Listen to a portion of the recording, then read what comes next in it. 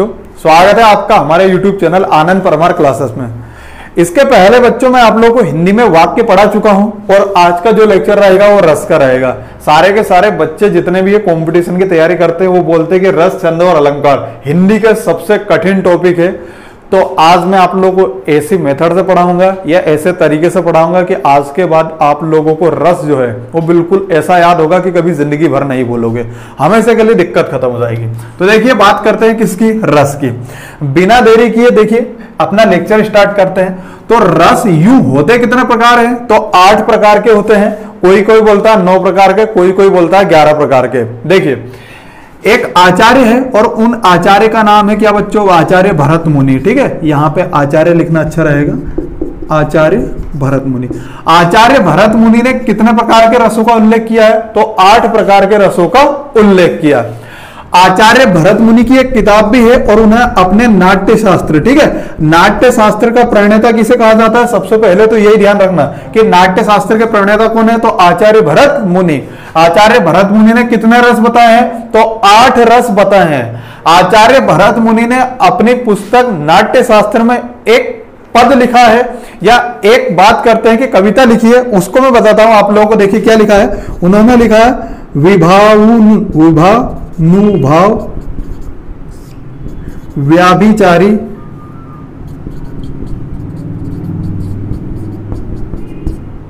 विभावानुभाव व्याभिचारी संयोगाद्रम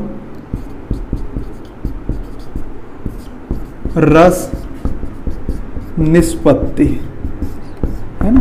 बिल्कुल कंफ्यूज नहीं होना है कि होता क्या है। अभी देखिए विभावानुभाव व्याभिचारी संयोगाद्रम रस निष्पत्ति। विभावानुभाव को तोड़ेंगे तो विभाव और अनुभाव, एक है विभाव और एक अनुभाव। एक व्याभिचारी है, ठीक है, और संयोग मतलब इनका क्या होता है? संयोग होता है। मतलब विभाव, अनुभाव और व्याभिचारी, इन तीनों के संयोग से ही किसकी निष्पत्ति होती है? तो रस की क्या होती है बच्चों? निष्पत्ति होती है। तो ये वाला जो कथन है ये किनका है? तो ये भरत मुनि का है। कहां लिखा है? तो नाट्य शास्त्र में। भरत मुनि ने कितने प्रकार के रस बताए? तो 8 प्रकार के। रस होता क्या है? तो ऐसा बोलते हैं कि किसी काव्य को पढ़ने में जो श्रोता को आनंद की अनुभूति होती है, आनंद प्राप्त होता है, उसे ही क्या बोलते हैं बच्चों? रस बोलते हैं। क्लियर है इतनी बात? तो किसी काव्य को पढ़ने पर, किसी कथन को पढ़ने पर जो श्रोता है वो जो आनंद की अनुभूति होती है या जो आनंद है उसके हृदय में जो है वो संपूर्ण शरीर में जो विद्यमान रहता है, वहीं पे उस चीज को क्या बोलते हैं? रस बोलते हैं। और भरत मुनि ने रस कितने बताए हैं? तो 8 बताए हैं। और एक नाट्य शास्त्र में उन्होंने एक कथन लिखा है कि विभावानुभाव व्याभिचारी संयोगाद्रम रस निष्पत्ति, कि विभाव, अनुभाव और व्याभिचारी के संयोग को क्या बोलते हैं बच्चों? रस बोलते हैं। क्लियर है इतनी बात? चलिए, रस होते कितने प्रकार के? 8 प्रकार के। पर नवा रस, कौन सा रस? नवा रस। नवा रस एक व्यक्ति ने दिया है और उन व्यक्ति का नाम है अभिनव गुप्त। ठीक है, क्या नाम है? अभिनव गुप्त। अगर परीक्षा में कभी पूछ ले कि नवा रस किसने दिया है, तो अभिनव गुप्त ने। अभिनव गुप्त का एक कथन है कि नवमो अपि शांत रसः। इनका कथन क्या है? नवमो अपि शांत रस। अपि का मतलब होता है भी, मतलब नवा रस ही कौन सा रस है? शांत रस है। तो परीक्षा में कभी पूछे कि भरत मुनि ने कितने रस दिए, तो 8। नवा रस किसने दिया? तो अभिनव गुप्त ने। कथन क्या है? नवमो अपि शांत रसा। 10वां और 11वां कौन सा है, इसकी अपन बाद में बात करेंगे, ज्यादा इंपॉर्टेंट नहीं है। तो याद रखना कि नवा रस किसने दिया बच्चों? अभिनव गुप्त ने। उनका कथन क्या है? नवमो अपि शांत रसा। चलिए आगे की बात करते हैं। जो रस शास्त्र के पिता हैं किसे माना गया है? आचार्य भरत मुनि को माना गया है। चलिए आगे बात करते हैं। अब रस कितने प्रकार के होते हैं? तो रस होते हैं भरत मुनि के हिसाब से 8 प्रकार के, और ये 8 प्रकार के ही हमें रस पढ़ना है। परंतु इसके पहले बच्चों हम बात करते हैं रस के अंग, कि रस के अंग कौन कौन से हैं और कितने होते हैं। तो देखिए यहां पे मैं हेडिंग डालता हूं कि रस के अंग। तो रस के अंग कितने होते हैं? तो 4 होते हैं। कौन कौन से? देखिए, स्थायी भाव, विभाव, अनुभाव और एक चौथा है बच्चों संचारी भाव। संचारी भाव। तो रस के अंग कितने? 4। मैं रस के अंग बता रहा हूं, रस के प्रकार नहीं बता रहा है ना। रस के प्रकार तो वही 8 ही हैं, पर मैं अगर बोलूं कि रस के अंग कितने हैं तो 4, स्थायी भाव, विभाव, अनुभाव और एक संचारी भाव। इनको एक एक को हमें को डिटेल में पढ़ना है, तो सबसे पहले ही स्टार्ट क्या करते हैं? स्थायी भाव। चलिए सबसे पहले स्थायी भाव को लेकर चलता हूं। स्थायी भाव होता क्या है? स्थायी मतलब परमानेंट, मतलब जो मन में हमेशा के लिए स्थायी रहे। मतलब किसी व्यक्ति के दिलो दिमाग में या किसी व्यक्ति के शरीर में या किसी व्यक्ति के मन में या किसी व्यक्ति की आत्मा में स्थायी रूप से विद्यमान भावों को ही क्या बोलते हैं? स्थायी भाव बोलते हैं। इतनी बात समझ में आ रही? स्थायी भावों की संख्या कितनी है बच्चों? 9 है। क्योंकि रस कितने? तो रस है कितने? 9। अभी आप लोगों को लगेगा कि सर अभी तो आपने 8 बताया, तो आचार्य भरत मुनि के हिसाब से रस कितने हैं? 8 है। परंतु अभिनव गुप्त के हिसाब से रस कितने हैं? तो 9 प्रकार के हैं। तो रस अगर 9 है तो स्थायी भाव की संख्या भी कितनी है बच्चों? 9 ही है। इतनी बात क्लियर समझ में आ रही है आप लोगों को? रस कितने? 9। तो इनके स्थायी भाव की संख्या भी कितनी? 9। मतलब प्रत्येक रस का एक स्थायी भाव है। अब देखिए, स्थायी भाव होता क्या है? कि मन में विद्यमान, आत्मा में विद्यमान, शरीर में विद्यमान स्थायी भाव को ही क्या बोलते हैं? स्थायी भाव, है ना। मतलब वो हमेशा के लिए विद्यमान रहते हैं, अमिट रहते हैं, कभी मिटते नहीं है। चल, अब कौन कौन से रस है उनकी बात कर लेते हैं। तो सबसे पहला जो रस रहेगा वो रहेगा श्रृंगार रस। ठीक है, क्या रहेगा बच्चों? श्रृंगार रस। दूसरे की बात करते हैं बच्चों, तो ये तो रस है और इधर इनके क्या रहेंगे? स्थायी भाव। उनकी अपन बाद में बात करेंगे। श्रृंगार रस के बाद अगला रहेगा करुण रस। तीसरा क्या रहेगा? माफ कीजिएगा, दूसरा रहेगा हास्य रस। तीसरा कौन सा रस? करुण रस। चौथा कौन सा रहेगा? तो चौथा रहेगा वीर रस।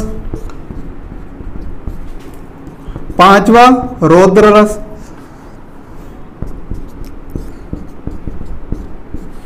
छठा कौन सा रहेगा? तो छठा रहेगा बच्चों भयानक रस। सातवां, तो सातवां रहेगा विभत्स रस। आठवां कौन सा रहेगा? तो अद्भुत रस। और नवा कौन सा रहेगा? तो नवा रहेगा बच्चों शांत रस। ठीक है, ये तो रस हैं और इधर रस के क्या है बच्चों? स्थायी भाव। रस है और रस के क्या होते हैं? स्थायी भाव। श्रृंगार रस का क्या है? रति। जो श्रृंगार रस है वो 2 तरीके का होता है। एक होता है संयोग और एक होता है क्या बच्चों? वियोग।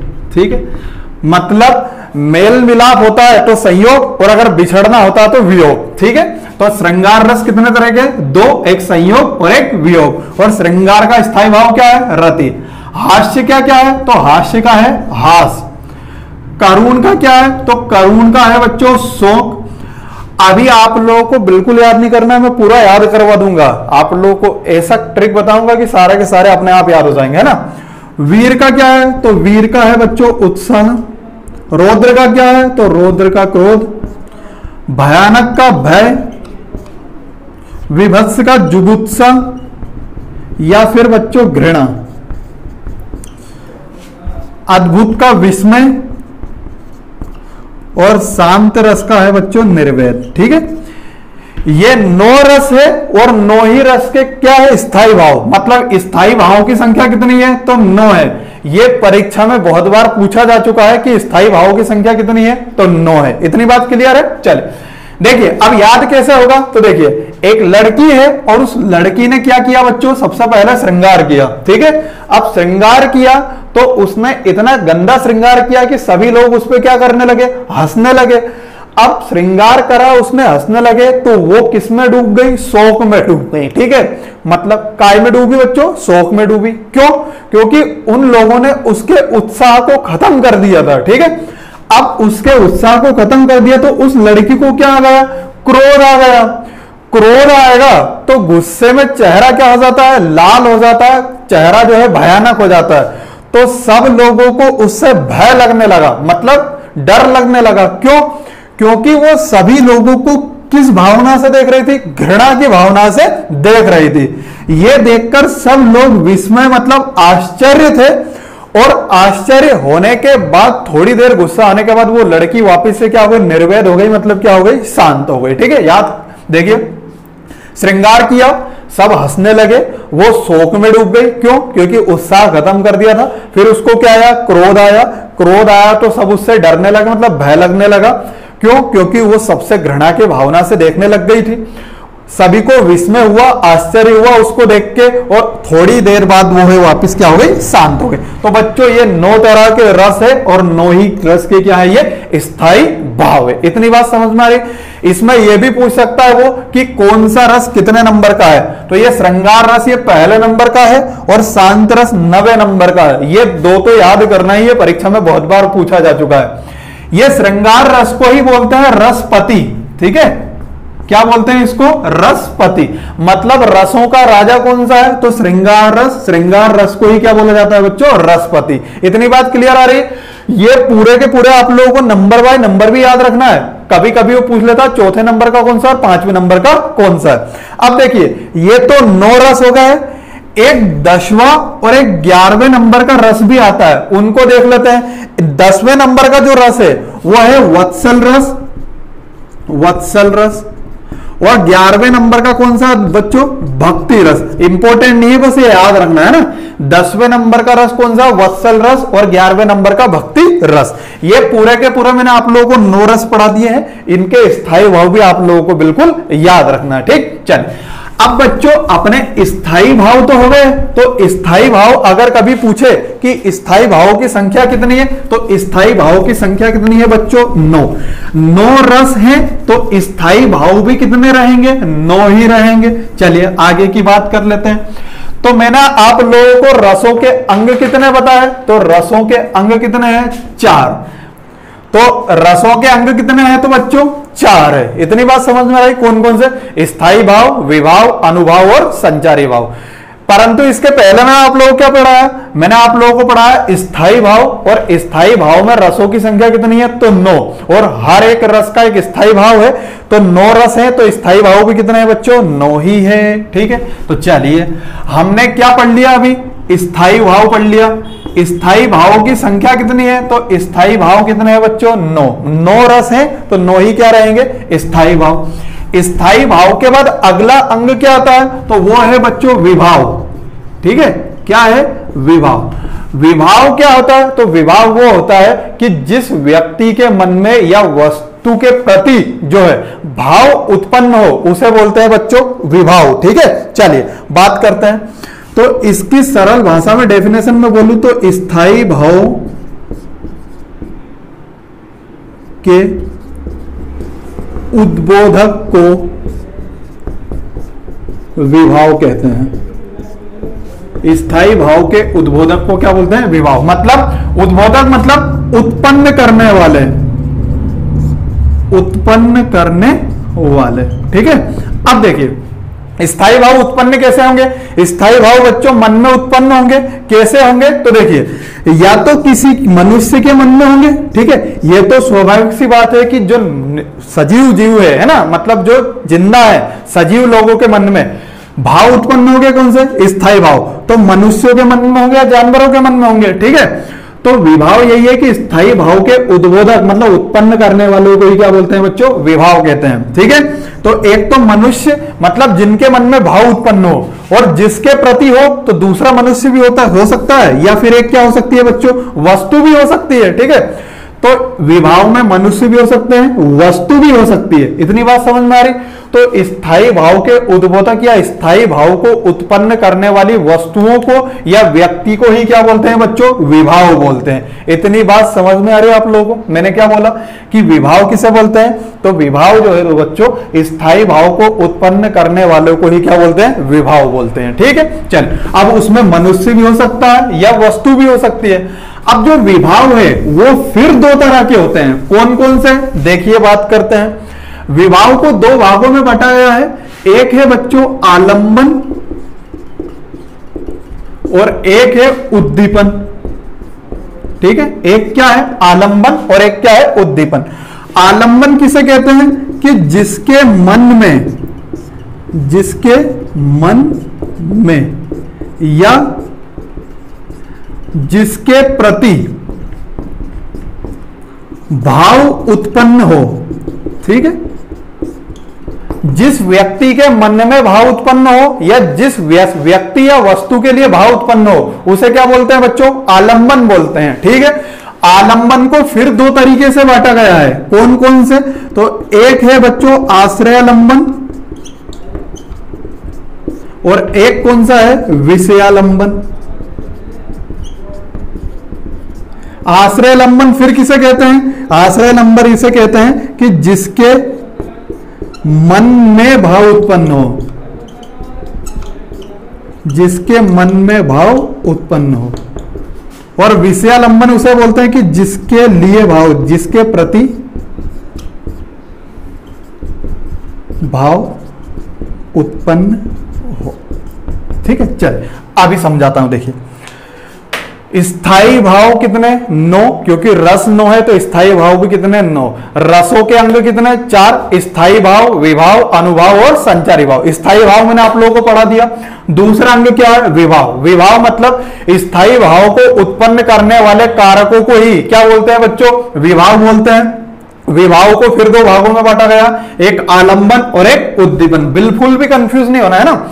आलंबन किसे बोलते हैं? कि जिसके मन में भाव उत्पन्न हो या जिसके लिए भाव उत्पन्न हो उसे बोलते हैं आलंबन। आलंबन को फिर बच्चों कितने भागों में बांटा गया है? 2, एक आश्रयालंबन और एक विषयालंबन। आश्रयालंबन मतलब जिसके मन में भाव उत्पन्न हो और विषयालंबन मतलब जिसके प्रति भाव उत्पन्न हो। इतनी बात समझ में आ रही? देखिए एक बार और देखते हैं। जैसे कोई रमेश नाम का लड़का है, ठीक है, और रमेश नाम का जो लड़का है बच्चों उसको बगीचे को देखकर, किसे? बगीचे को देखकर भाव उत्पन्न हुआ शाम को कि काश मैं इस बगीचे में शाम को जाऊंगा और इसमें टहलूंगा और एक सुंदर नजारा वहां पे देखूंगा। तो भाव किसके मन में उत्पन्न हुए? रमेश के मन में। तो जिस व्यक्ति के मन में भाव उत्पन्न हो उसको बोलते हैं आश्रयालंबन। तो यहां पे रमेश क्या है बच्चों? आश्रयालंबन। और किसके प्रति? तो बगीचे के प्रति भाव उत्पन्न हुआ है तो बगीचा क्या हो गया बच्चों? विषयालंबन हो गया। मेरे हिसाब से अब आप लोग समझ गए होंगे कि जिस व्यक्ति के मन में भाव उत्पन्न हो वो आश्रयालंबन और जिसके प्रति भाव उत्पन्न हो वो क्या होता है बच्चों? विषयालंबन। चलिए आगे की बात करते हैं। अब बच्चों ये क्या है? उद्दीपन। तो उद्दीपन ये है कि जो मनोविकार या बात करते हैं जो वातावरण रहता है, जैसे मतलब बात करते हैं तो बच्चों कारक रहते हैं। ठीक है, तो जो कारक रहते हैं उसके थ्रू जो भाव उत्पन्न होता है उसको क्या बोलते हैं? उद्दीपन। ठीक है, उद्दीपन जो है बच्चों उसमें उद्दीपन में एक वातावरण रहता है, जैसे रमणीक उद्यान, एक ये बगीचा वगैरह, इन सारों को क्या बोलते हैं बच्चों? उद्दीपन बोलते हैं। ठीक है, तो देखिए बात करते हैं। यहां पे इसकी डेफिनेशन में लिखूं कि जिस पारिस्थिति या वातावरण को देखकर स्थायी भाव उत्पन्न हो उसे क्या बोलते हैं? उद्दीपन। ठीक है, जिस पारिस्थिति या वातावरण को देखकर स्थायी भाव मन में उत्पन्न हो उसे क्या बोलते हैं बच्चों? उद्दीपन बोलते हैं। ठीक है, देखिए बात करते हैं। अगर कोई लड़का रमेश नाम का है और उसको शाम का वातावरण अच्छा लगा, ठीक है, अब शाम का वातावरण कहाँ का अच्छा लगा, उसको बगीचे का अच्छा लगा या उद्यान का अच्छा लगा, तो वो पारिस्थिति कौन सी है, तो वो पारिस्थिति है कौन सी बच्चों, रमणीक उद्यान। तो इस रमणीक उद्यान को ही क्या बोलते हैं बच्चों, उद्दीपन बोलते हैं। फिर रहती है शारीरिक चेष्टाएं, ठीक है, शारीरिक चेष्टाएं मतलब कोई लड़का किसी लड़की को देखेगा तो शारीरिक चेष्टाएं जो मन में उत्पन्न होगी उन्हें क्या बोलते हैं बच्चों, उद्दीपन बोलते हैं। ठीक है, तो जिस परिस्थिति या वातावरण को देखकर भाव उत्पन्न हो वो क्या रहता है, उद्दीपन। जैसे रमणीक उद्यान और ये शारीरिक चेष्टाएं, ऐसे सारे के सारे जो भाव रहते हैं, मतलब जो परिस्थिति रहती है कि इस परिस्थिति को देखकर मन में भाव उत्पन्न हुआ, तो वो सारी की सारी परिस्थिति कौन सी हो जाएगी, उद्दीपन हो जाएगी। ठीक है, चलिए, तो मैंने आप लोगों को क्या पढ़ाया, विभाव पढ़ाया। विभाव क्या होता है, विभाव वो होता है कि स्थायी भाव के जागृत करने वाले कारकों या फिर वस्तुओं या मनुष्यों को क्या बोलते हैं, विभाव बोलते हैं। विभाव फिर दो तरह के, एक आलंबन और एक उद्दीपन। आलंबन वो रहता है कि जिसके मन में भाव उत्पन्न हो या जिसके प्रति भाव उत्पन्न हो, ठीक है, उसे आलंबन बोलते हैं। आलंबन फिर दो तरीके के, एक आश्रयालंबन और एक विषयालंबन। आश्रयालंबन वो होता है कि जिस व्यक्ति के मन में भाव उत्पन्न हो, विषयालंबन वो होता है कि जिसके प्रति भाव उत्पन्न हो। ठीक है, उसके बाद होता है एक उद्दीपन। उद्दीपन यह होता है कि जिस वातावरण को या परिस्थिति को देखकर मन में भाव उत्पन्न हो उसे क्या बोलते हैं, उद्दीपन। क्लियर है इतनी बात? तो मैंने आप लोगों को स्थायी भाव बता दिया, एक क्या बता दिया, विभाव बता दिया।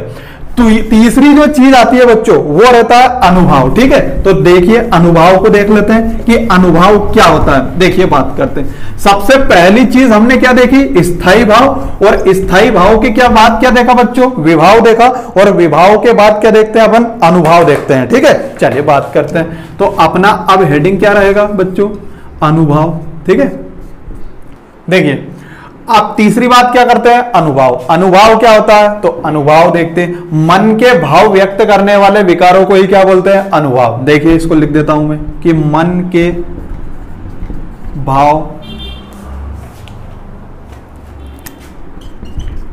व्यक्त करने वाले विकार। ठीक है, तो बच्चों मन के जो भाव व्यक्त करते हैं उन विकारों को क्या बोलते हैं, अनुभव बोलते हैं। ठीक है, देखिए अभी समझ में आएगा। अनुभव कितने प्रकार के होते हैं, तो 4 प्रकार के होते हैं। ठीक है, अनुभव कितने प्रकार के होते हैं, तो 4 प्रकार के होते हैं। सबसे पहला कौन सा है, तो सबसे पहला है बच्चों सात्विक, दूसरा है आहार्य, तीसरा कौन सा है बच्चों, मानसिक, और एक कौन सा है बच्चों, कायिक। ठीक है, तो इसके भाग कितने हैं, तो 4। अनुभव पहले तो ये समझिए कि मन के भावों को उत्पन्न करने वाले विकारों को क्या बोलते हैं, अनुभव बोलते हैं। अनुभव कितने प्रकार के होते हैं, तो 4, सात्विक, आहार्य, मानसिक और एक कायिक। ये प्रकार है बच्चों, संख्या नहीं है। नहीं, अनुभव की संख्या कितनी है, तो अनुभव कितने प्रकार के होते हैं बच्चों, 8 प्रकार के। कंफ्यूज बिल्कुल नहीं होना। अनुभव होते हैं 4 प्रकार के, 4 प्रकार के अनुभव, सात्विक, आहार्य, मानसिक और एक कायिक। परंतु संख्याएं कितनी है, तो संख्याएं कितनी है बच्चों, 8। देखिए कौन कौन से हैं। सबसे पहले अगर मैं बात करूं तो इनकी बात कर लेते हैं कौन कौन से। तो देखिए एक है स्तंभ, एक है स्वेद। स्वेद का मतलब होता है बच्चों पसीना। ठीक है, एक स्तंभ और एक स्वेद। यहां पे मैं गिनती डाल देता हूं, ये पहला है, दूसरा कौन सा है, स्वेद, एक स्तंभ और एक स्वेद। स्वेद के बाद तीसरा है रोमांच, चौथा है स्वर भंग, चौथा कौन सा है, स्वर भंग। पांचवा कौन सा है, कंप, छठा है विवर्णता, सातवां कौन सा है, अश्रु, और 8वां कौन सा है, प्रलय। ठीक है, 8वां कौन सा है बच्चों, प्रलय। ठीक है, चलो देखिए बात। अनुभव किसे बोलते हैं, कि मन में उत्पन्न होने वाले विकारों को क्या बोलते हैं, अनुभव। मतलब ये मन में रहते हैं। ठीक है, अनुभव कितने प्रकार के, 4, सात्विक, आहार्य, मानसिक और एक साप्ताहिक, ये 4 प्रकार करते हैं। परंतु संख्या कितनी है तो बच्चों 8। कभी परीक्षा में पूछेगे अनुभावों की संख्या कितनी है तो अनुभाव कितने हैं 8, ठीक है। अगर संख्या पूछे तो 8, परंतु कितने प्रकार के तो 4। ये 4 प्रकारों में ही बच्चों कितने होते हैं 8 होते हैं, ठीक है। संख्या कौन कौन से, स्तंभ, स्वेद मतलब पसीना, स्तंभ मतलब खड़े रहना है ना, रोमांच एक स्वरभंग, कंप मतलब कांपना, विवरणता मतलब रंगहीनता, ठीक है, अश्रु मतलब आंसू और प्रलय मतलब विनाश वगैरह, ठीक। तो ये 8 संख्या में क्या होते हैं अनुभाव, परंतु प्रकार कितने हैं तो 4 प्रकार है। इतनी बात समझ में आ रही, ठीक। चले अनुभाव के बाद बच्चों अगली जो चीज आती है वो आता है संचारी भाव, ठीक है। अनुभाव के बाद अगली जो चीज आती है वो संचारी भाव आती है। तो मैं यहां हेडिंग डालता हूं कि संचारी भाव, ठीक है। चौथा अंग क्या रहेगा संचारी भाव। संचारी भावों की संख्या कितनी है 33। संचारी भाव मतलब मन में संचार करने वाले भावों को, मतलब ये स्थिर नहीं रहते हैं, मन में आते हैं और चले जाते हैं, तुरंत उत्पन्न होते हैं तुरंत चले जाते हैं। तो इनकी संख्या कितनी है 33। बस यही याद रखना है कि संचारी भावों की संख्या कितनी है तो 33, और कुछ भी नहीं आएगा, ठीक है। तो बच्चों ये जो है ये रस अपना पूरा मैंने आप लोगों को पढ़ाया कि कितने अंग होते हैं, कितने तरीके के रस होते हैं, कौन से स्थायी भाव हैं, इनको एक बार और अपन रिवाइज कर लेते हैं। देखिए सबसे पहले मैंने आप लोगों को रस बताया कि रस होता क्या है। तो काव्य को पढ़ने या सुनने में जो श्रोता को आनंद की अनुभूति होती है उसे रस कहते हैं। रस शास्त्र के पिता कौन है तो आचार्य भरत मुनि। आचार्य भरत मुनि को ही रस शास्त्र का पिता कहा जाता है। उनने नाट्य शास्त्र में जो है, नाट्य शास्त्र में एक कविता लिखी है, एक पद लिखा है, उन्होंने बोला है कि विभावानुभाव व्याभिचारी संयोगादि रस निष्पत्ति, ठीक है। मतलब विभाव अनुभाव और व्याभिचारी भाव जो है इनके जो संयोग से बनता है उसी को बोलते हैं क्या रस। रस कितने प्रकार के होते हैं तो भरत मुनि ने 8 प्रकार के बताए हैं। नवा रस किसने बताया तो अभिनव गुप्त ने कहा है कि नवमो अपि शांत रस। बच्चों 9 रस हैं तो उनके स्थायी भाव भी कौन से हैं 9। सबसे पहला रस कौन सा है तो श्रृंगार रस। श्रृंगार रस को ही बोलते हैं रसपति या रसों का राजा। तो याद रखना है, पूछा गया है कि पहले नंबर का रस श्रृंगार रस और 9वें नंबर का रस शांत रस, ठीक है। चलिए आगे की बात करते हैं। अगर कहीं पे श्रृंगार की बात हो, किसी उदाहरण में परीक्षा में पूछे आप लोग, उदाहरण में आप लोगों को नहीं बताऊंगा, आप लोग कुछ समझदार हो समझ सकते हो ना। अगर कभी श्रृंगार की बात हो उस क्वेश्चन से तो वहां पे श्रृंगार रस लगा देना है। दूसरा कौन सा है हास्य रस। कहीं पे हंसने की बात हो या हंसी की भावना है तो वहां पे हास्य रस। कहीं पे शोक की भावना या दुख की भावना है तो वहां पे करुण रस, ठीक है। उसके बाद अगर उत्साह भर जाए मन में तो वहां पे वीर रस। उसके बाद अगर कहीं पे क्रोध आ जाए तो वहां पे कौन सा रौद्र रस। अगर घृणा की बात हो तो विभत्स रस। और कहीं पे अगर शांत मतलब ऐसा मरा हुआ मन हो जाए तो वहां पे कौन सा रस रहेगा शांत रस, ठीक है। तो 9 रस है, उनके स्थायी भाव भी कितने हैं 9। तो मैंने आप लोगों को रसों के अंग कितने बताए तो रस के अंग कितने हैं 4। सबसे पहला कौन सा है तो सबसे पहला है स्थायी भाव। स्थायी भाव की संख्या कितनी 9 रस है तो 9 ही क्या है स्थायी भाव। मन में स्थायी रूप से उत्पन्न होने वाले भावों को स्थायी भाव कहते हैं। फिर बच्चों दूसरा कौन सा है तो दूसरा है विभाव। विभाव क्या होता है तो स्थायी भाव को उद्बोधित या उद्बोधक या फिर उत्पन्न करने वाले व्यक्ति को या परिस्थितियों को क्या बोलते हैं विभाव। स्थायी भाव मतलब जो मन में हमेशा स्थायी रहते हैं। स्थायी भाव संख्या कितनी है 9। विभाव क्या होता है तो स्थायी भाव को उत्पन्न करने वाले कारकों को क्या बोलते हैं बच्चों विभाव। विभाव फिर कितने तरीके के 2 तरीके के, कौन से। एक तो है बच्चों आश्रय, इसमें एक आश्रय, ठीक है। विभाव में एक आलंबन और एक कौन सा है उद्दीपन, ठीक है। आलंबन फिर कितने तरीके के 2 तरीके के, एक कौन सा है आश्रयालंबन और एक कौन सा है बच्चों विषयालंबन, ठीक है। कौन सा है विषयालंबन, ठीक। चल देखिए स्थायी भाव जो हमेशा स्थायी रहते हैं संख्या कितनी 9। विभाव मतलब स्थायी भाव को उत्पन्न करने वाले कारकों को ही क्या बोलते हैं विभाव। विभाव फिर 2 तरीके के, एक आलंबन और एक उद्दीपन। आलंबन, एक आश्रयालंबन और एक विषयालंबन। आश्रयालंबन मतलब जिसके मन में भाव उत्पन्न हो, विषयालंबन मतलब बात करते हैं कि जिसके लिए भाव उत्पन्न हो, उसे क्या बोलते हैं, विषयालंबन। फिर रहता है एक बच्चों उद्दीपन। तो उद्दीपन किसे बोलते हैं कि जिन परिस्थितियों को देखकर या वातावरण को देखकर मन में भाव उत्पन्न हो, उसे उद्दीपन बोलते हैं। मतलब रमणीक उद्यान, एकांत वातावरण, ठीक है, एकांत वातावरण में कोई रहेगा तो फीलिंग आएगी, ठीक है। उसके बाद बात करते हैं एक शांत माहौल, ठीक है, और उसके बाद एक शारीरिक चेष्टाएं। तो ये सारे के सारे जो है बच्चों परिस्थितियां रहती है, किस लिए, स्थायी भावों को उत्पन्न करने के लिए, ठीक है। तो अपना एक स्थायी भाव हो गया, एक विभाव हो गया, एक हो जाएगा बच्चों अनुभाव। अनुभाव मतलब अनुभाव में रहता है बच्चों मनोगत भाव, ठीक है, मनोगत भाव मतलब मन में उत्पन्न होने वाले भावों को क्या बोलते हैं, मनोगत भाव। और मन में उत्पन्न करने वाले भाव मनोगत भाव तो रहते हैं, पर उनको बोलते क्या, अनुभाव। और अनुभाव कितने प्रकार के हैं, तो 4 प्रकार के। कौन कौन से, कायिक, सात्विक, आहार्य, ठीक है, और एक मानसिक। परंतु अनुभाव की संख्या कितनी है बच्चों, तो अनुभाव की संख्या कितनी है, 8। मैंने आप लोग बताया ना स्तंभ, स्वेद वगैरह, ठीक है, ये वाले। उसके बाद अगला एक आखिरी अंग क्या होता है, तो आखिरी होता है बच्चों संचारी भाव। मतलब मन में संचरण करने वाले भाव को ही क्या बोलते हैं, संचारी भाव। ये जो है परमानेंट, स्थायी बिल्कुल नहीं रहता है। और संचारी भाव की संख्या कितनी है, तो 33।